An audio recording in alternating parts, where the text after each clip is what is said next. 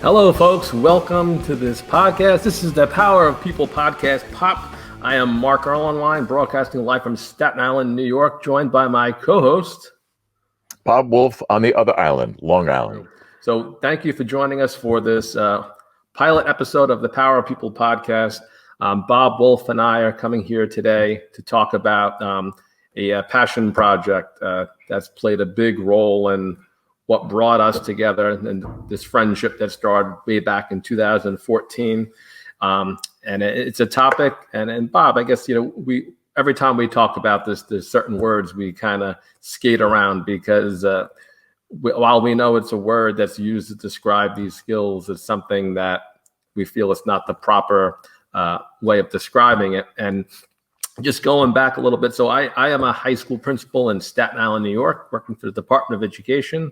And going back many years, we were planning an event called CareerCon. And what we were basically going after was an opportunity to provide high school students, not just my own high school, but all the high schools in Staten Island. And that's the nice part about Staten Island being its own separate district in New York City, is that you can do these amazing things with all the high schools in one shot. And the whole goal was to have this career exploration event, a career fair, I guess you can call it, but kind of flip it. Instead of having all the presenters jam-packed in a gymnasium, where it ultimately becomes the students walking around grabbing free pens, we put them in classrooms, and students could walk around the whole building and have one-on-one small group conversations with these folks. And in the gymnasium, we put all of our schools. So these career representatives can come visit us and learn about our schools first, while the students travel the building and learn about these careers. But before these students started that whole day, they got to spend 45 minutes with Bob Wolf, the plenary speaker that day. And Bob, why don't you just share with us a bit of what you talk about, because we really haven't gotten to really the topic of what we're here today to talk about the power of people. Well, Mark, thank you very much. The opportunity for me started 21 years ago when I realized that there were some basic skills that have helped me in my life. That as I was talking with kids at the gym who were graduates from colleges and graduate schools and high schools, they weren't aware of how important the skills were that have helped me navigate my career path. They were called at that time people skills. They were called life skills.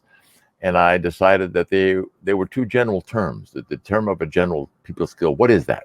So I defined certain specific skills that built on each other that every student could learn and would use all through their life, that would open doors of opportunity for them and connect them with the most important resource that students have in their life, and that's other people. So I came up with this idea for HOPE, Help Other People Excel, the acronym, to focus on education, motivation, and training. And I began to work with these kids, and they were fascinated by the fact that I was telling them what I thought was common sense, and they were saying to themselves, well, we didn't know that was that important. We didn't learn that in school. So the skills that I came up with were basically building block skills, and there were 5 of them.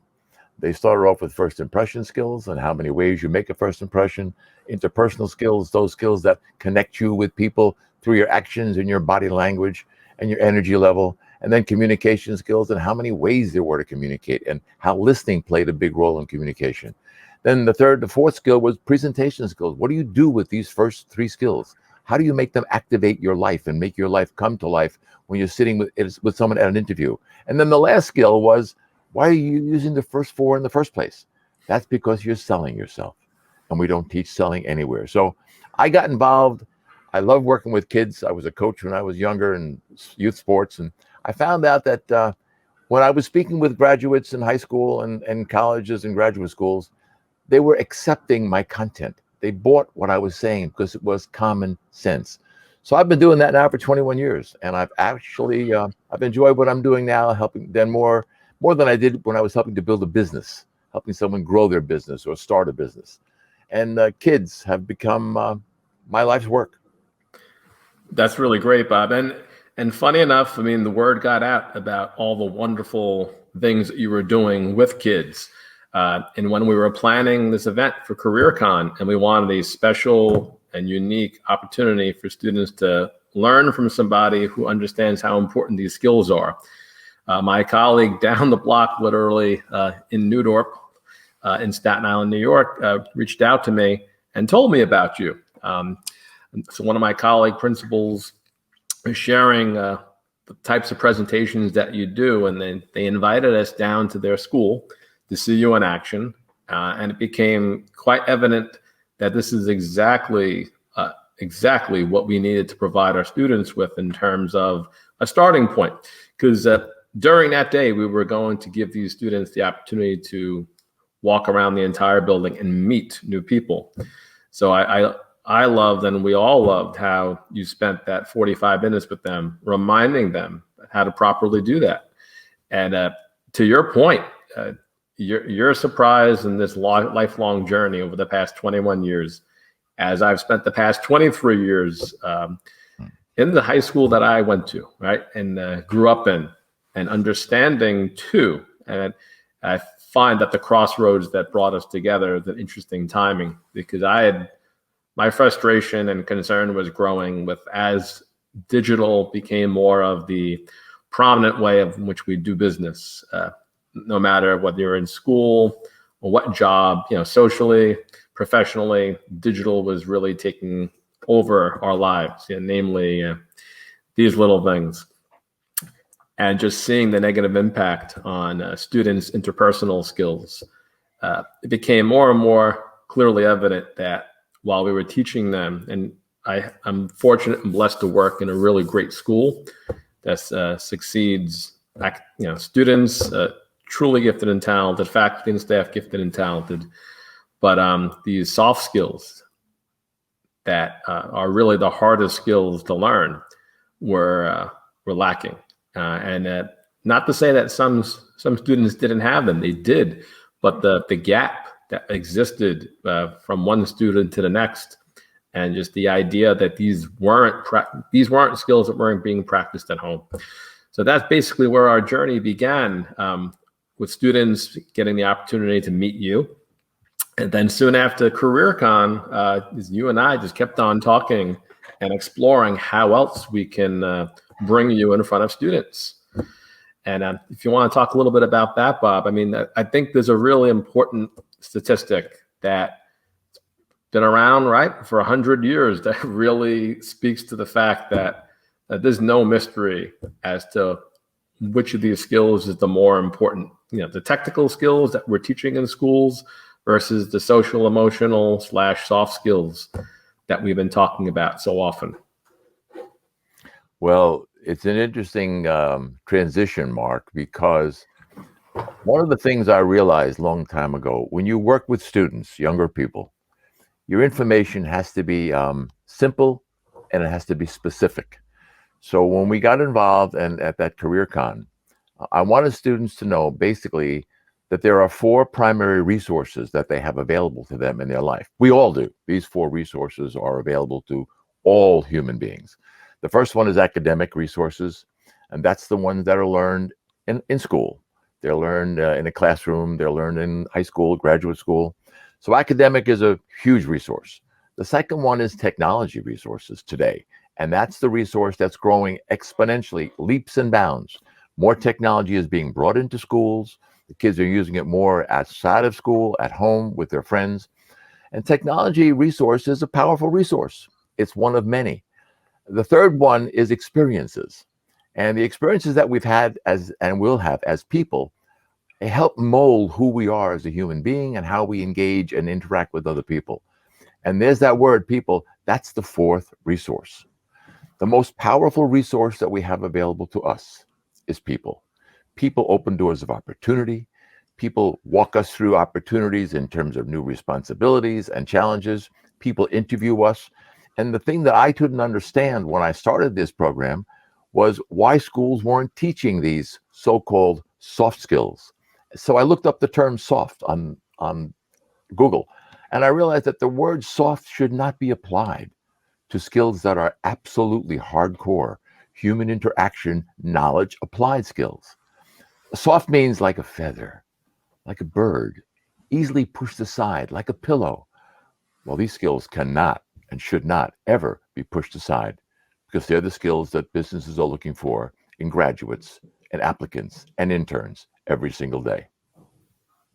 Yeah, that's a really important point, Bob, and I'm glad as we're getting to this point in our discussion, these soft skills are the vital lifeline well beyond academics and well into our social life. And I noticed something just walking around the hallways in our school. More and more of our students' eyes looking down versus looking up, making eye contact with their peers and their teachers.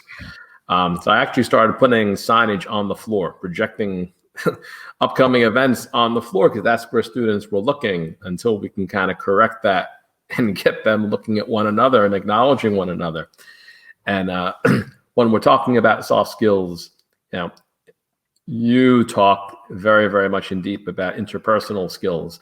And when you shared this article with me, the Soft Skills Disconnect from the National Soft Skills Association, and just to kind of read an excerpt from it. So, research conducted by Harvard University, the Carnegie Foundation, and Stanford Research Center has all conducted that 85% of job success comes from having well-developed soft and people skills. And only 15% of job success comes from technical skills and knowledge, hard skills. These statistics were extrapolated from a study of engineering education authored by Charles Ryborg Mann and published in 1918 by the Carnegie Foundation. The cited figures come from the data later on in this article. So I just found that absolutely fantastic. So 1918, this problem has been around and established in terms of what's important for a long time.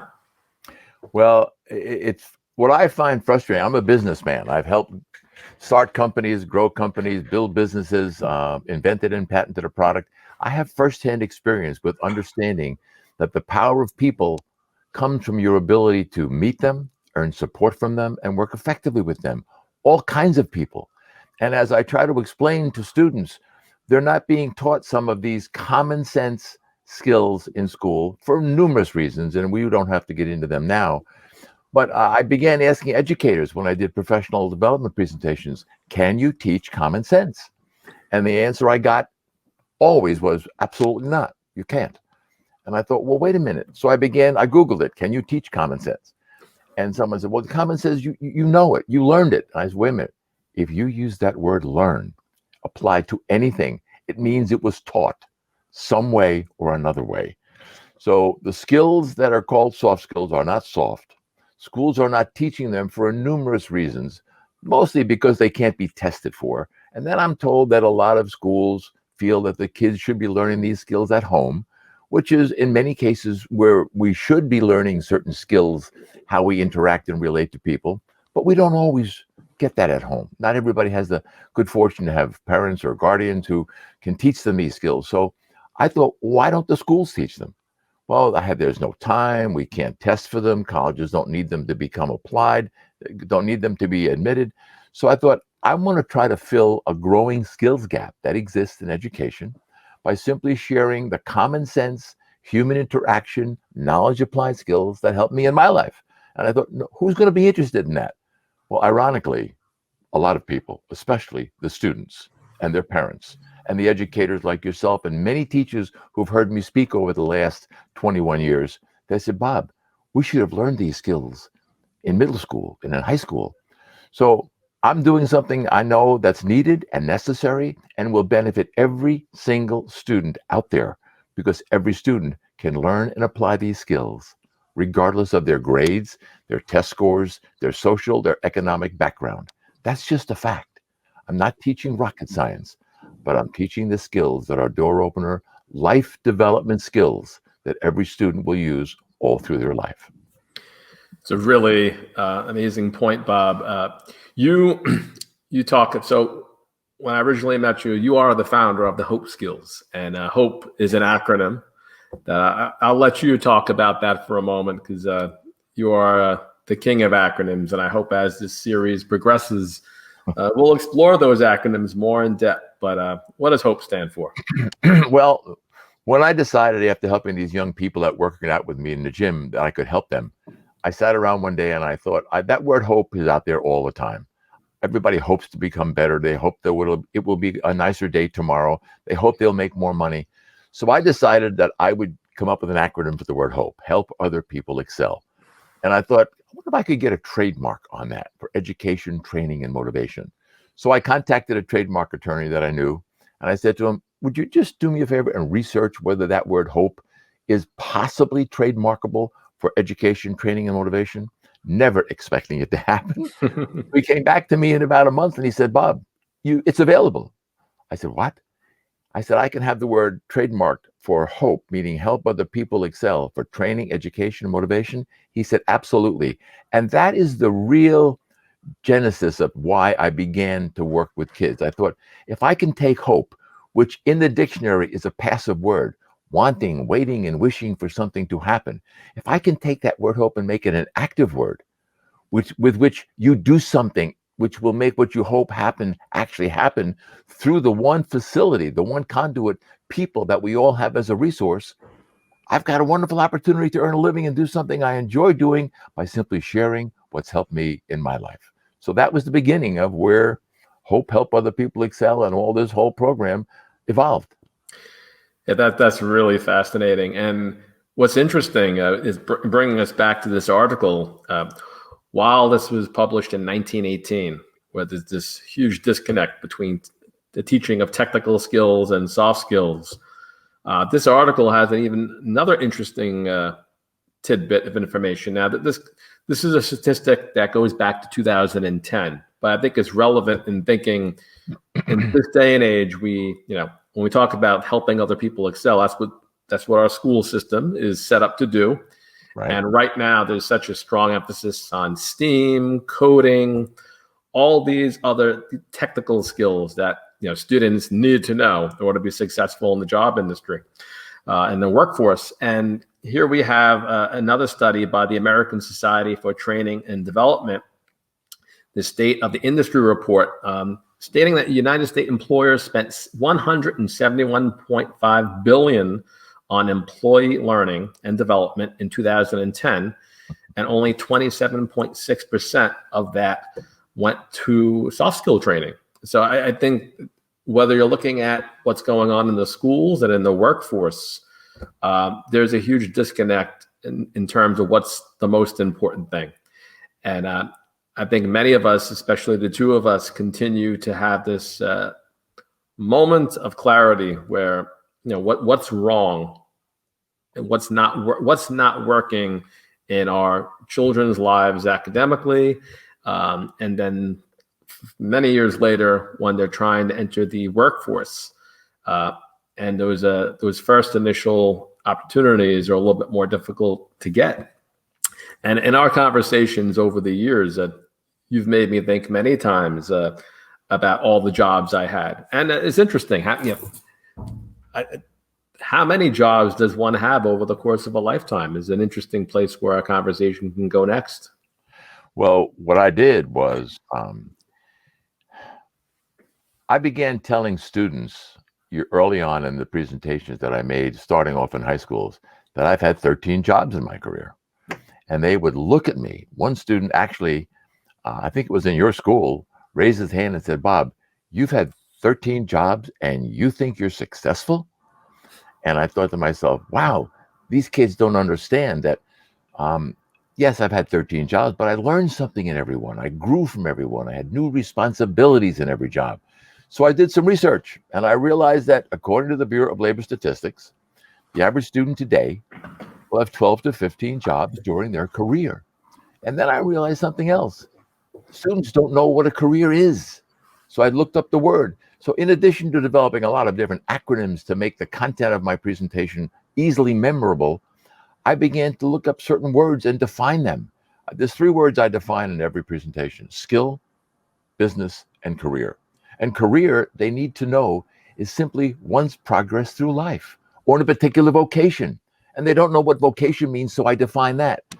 I think what we expect when we talk to kids is that they understand the terminology that we use, and they understand why that terminology is relevant to their life, but they don't always understand it.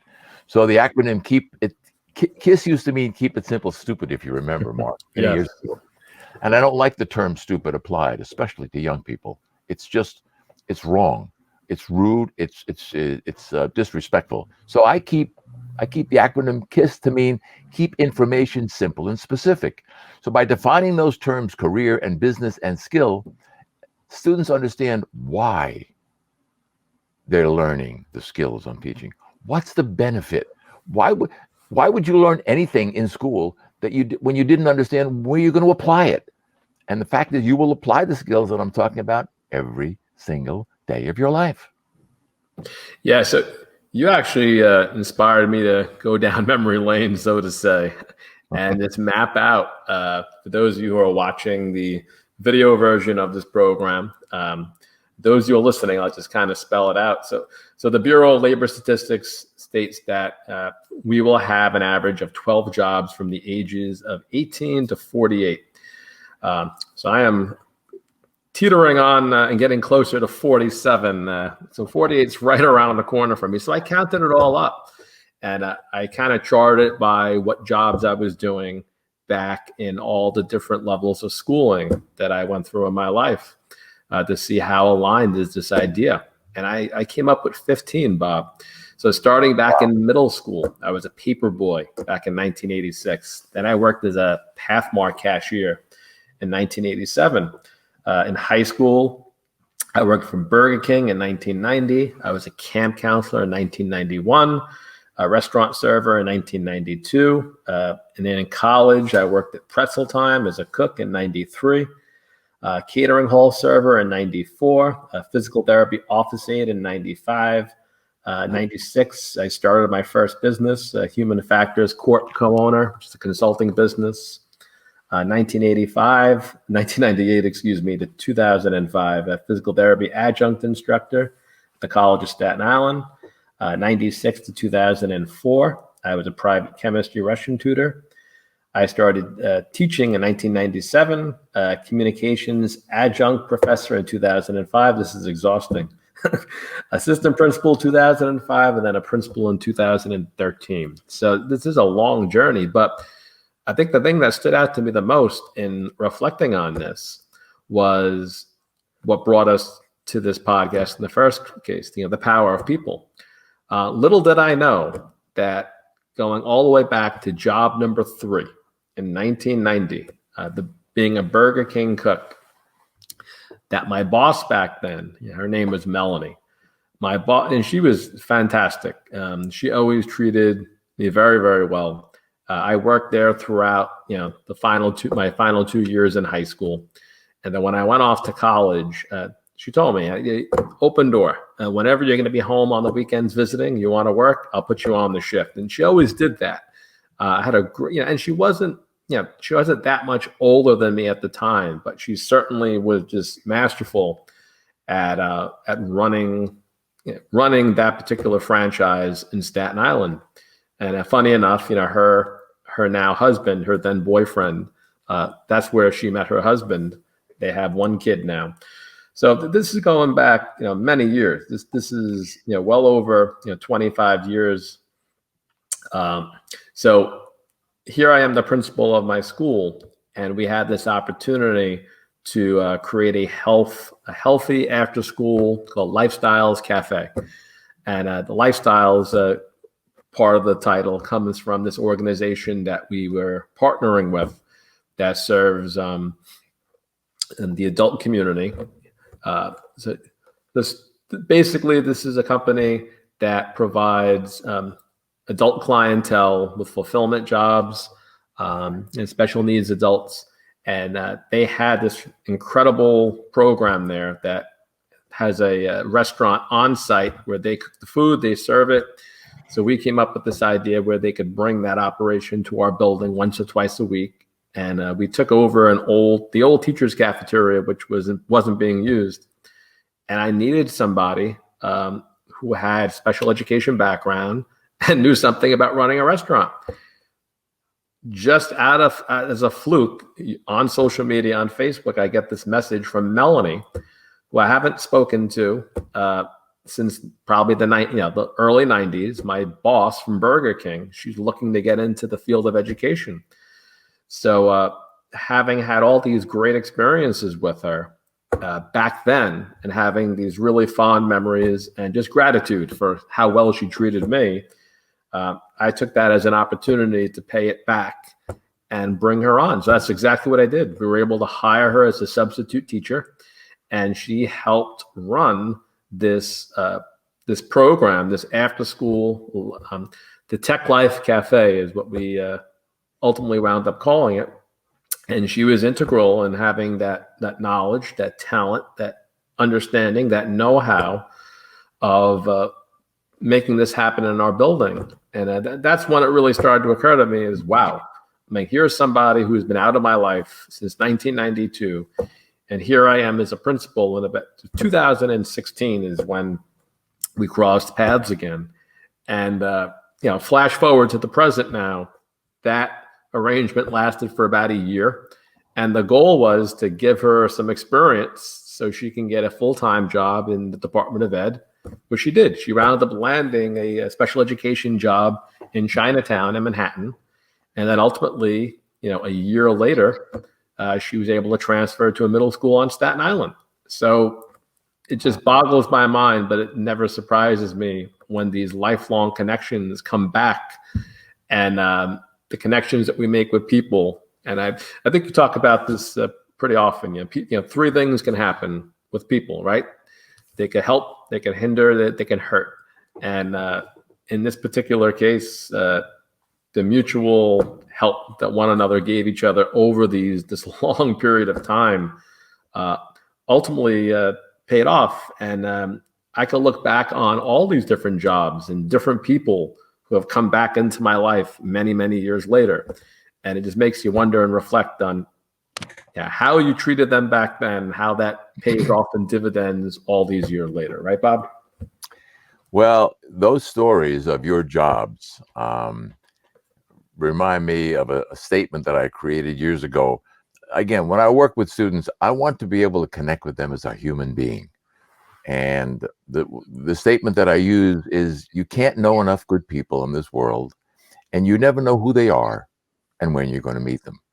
And the experiences that you've had in those jobs that you've had through your younger years and through high school and college is, I've had the same type of situations in my life. And I was speaking at a class in an auditorium, multiple classes actually. And I began to talk to kids about the skills that I was discussing. And they said, wait a minute, Bob, tell us about some of the jobs you've had and how you got them and what you did. And I began to tell them stories. And in every one of the jobs that I had, I used the names. Jim Devlin was the man that hired me to work for Thomas J. Lipton when I got out of college to sell Lipton soup and tea bags. And Johnny Breyer was my trainer at that time. This was many, many years ago, because they know that I'm an older guy and they see this gray hair and they go, what can he know that can help me? Well, that as I went through the jobs and I talked about names, one student raised his hand and said, Bob, how do you remember all of those names of people in those different jobs? And I looked at him and I said, you never forget the names of people who have helped you in your life. And this is the message that they don't really understand unless they figure out how to develop these 5 skills and make them work for them as young as possible. Because what's good about the skills that I've put together, those 5, first impression, interpersonal, communication, presentation, and selling, is you can begin practicing them as a skill. You learn a skill by training yourself to practice it. They can begin practicing them the day they learn about the skill. They don't have to wait for 7 more years to take the application of what they learned in math or science or technology in high school and apply it somewhere. They can apply these skills immediately. So the number of jobs you have teaches you how to deal with all kinds of different people. And the kids love the stories that I tell them about my life. I was amazed to hear how many jobs that you had. And the fact that that woman came back to you so many, many years later, it validates the fact that the impact we make on the lives of others is significant, no matter how much or how little time we spend with them. And not with a screen and a keyboard, but face to face, energy to energy, voice to voice, body language to body language.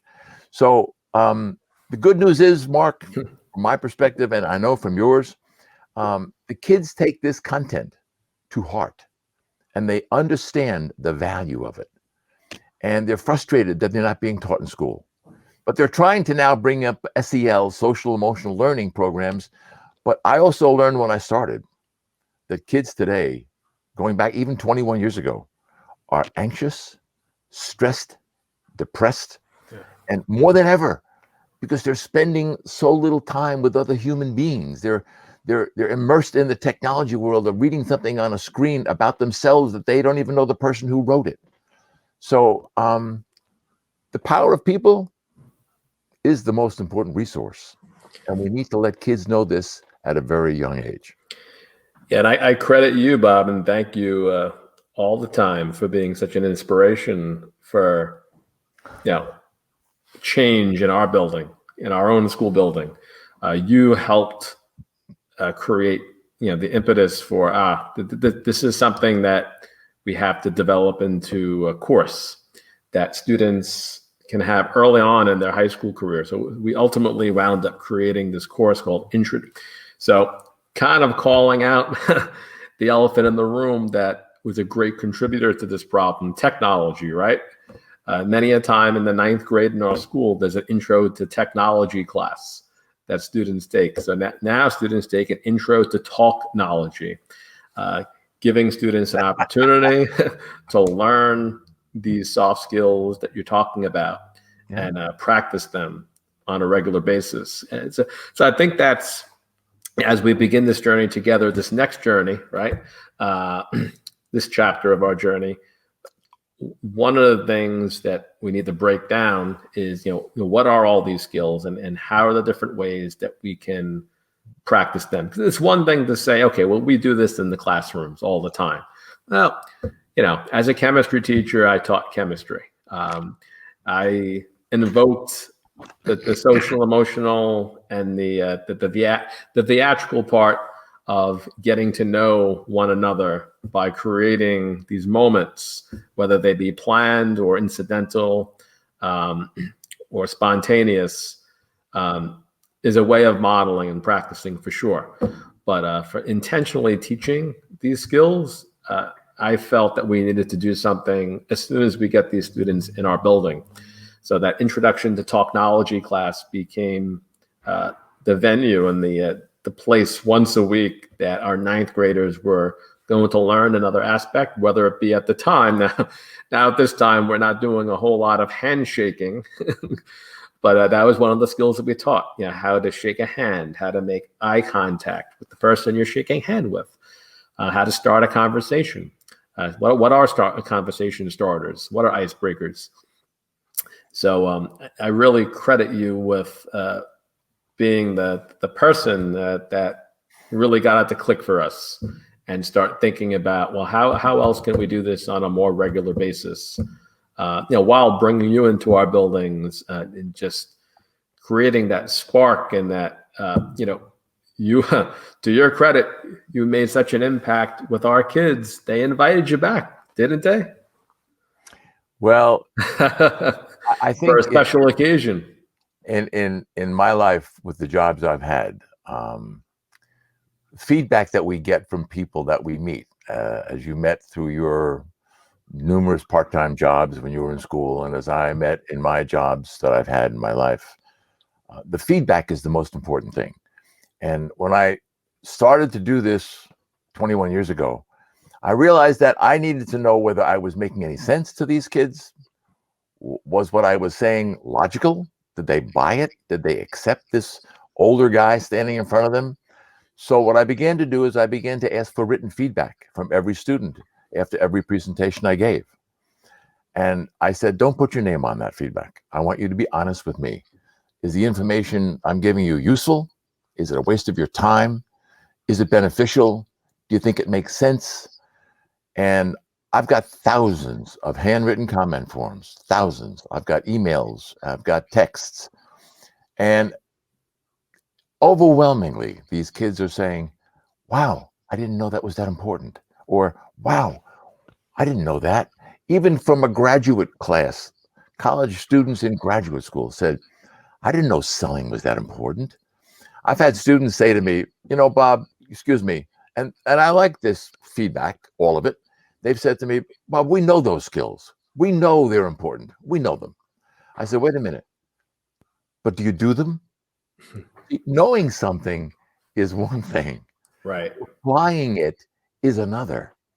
And I've had students actually say to me, Bob, are you this way all the time? Are you this energetic, enthusiastic person, or is this just an act that you put on when you're in front of the classroom?